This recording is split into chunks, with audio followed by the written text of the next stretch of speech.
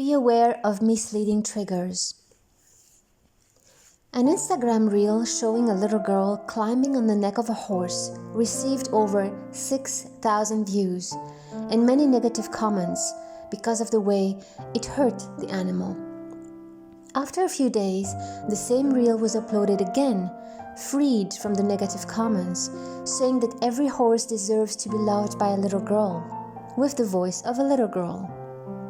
Those kinds of messages can be misleading to the untrained eye, for there is absolutely nothing cute or loving whatsoever in treating animals in such an insensitive way, while humans are always depicted as heroes in those kinds of videos.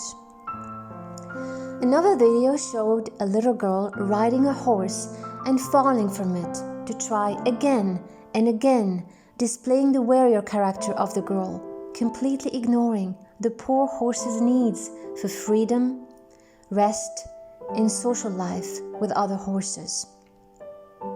A picture showing dozens of horses in an airplane also received many likes when it should be condemned, for horses' airplane travel is always for business, taking them thousands of miles away from their natural land to be used and put at the service of human beings.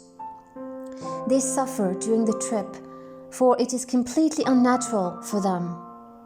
On top of that, they have traveled, before getting on the plane, many kilometers in a trailer, where they often get injured and are not given food or water for long hours, cannot step outside of the trailer for relief, and fall against each other and the walls of the trailer.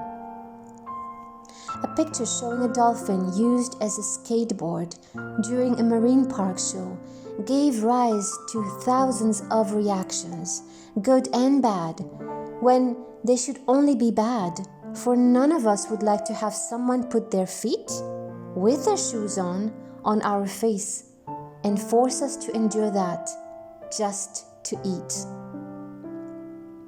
Many dolphins and other animals in captivity have committed suicide, and human beings bear the entire responsibility for it, whether because of evil will or just ignorance. We must train our eyes to recognize what is abusive and unacceptable right away and pass on this knowledge around us and to our children. We will never be free in a world that decides who can be free and who can't. Don't do to others what you wouldn't like to be done to you. It seems very simple. This statement just needs to include every living creature, especially those who cannot speak for themselves, like animals. They represent, on earth, the closest to divine, pure, and disinterested love that can be found. If we make them at our image, like we did with God, we will be led astray, as we already are. As we created a God of wrath, revenge, and war, we have also created enslaved and disempowered animals. But how does the above contribute to our misery, loneliness, stress, and depression? Well, it does, because we are all one.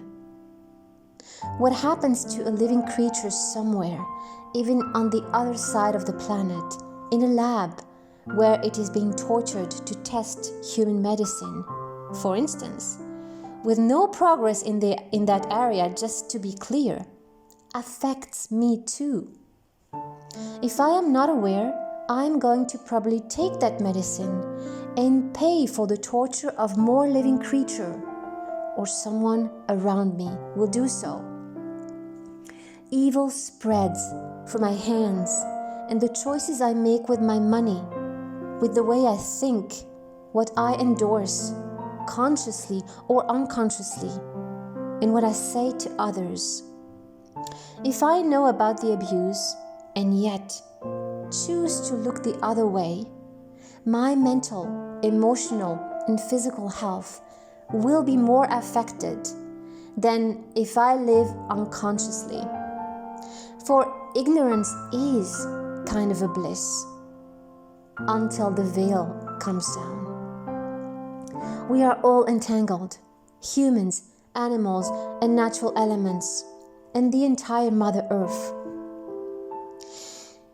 It is as irresponsible to think that I can cut one of my fingers without my arm or hand and my entire being to suffer from it, as it is to harm parts of God's creation, thinking we will not be affected.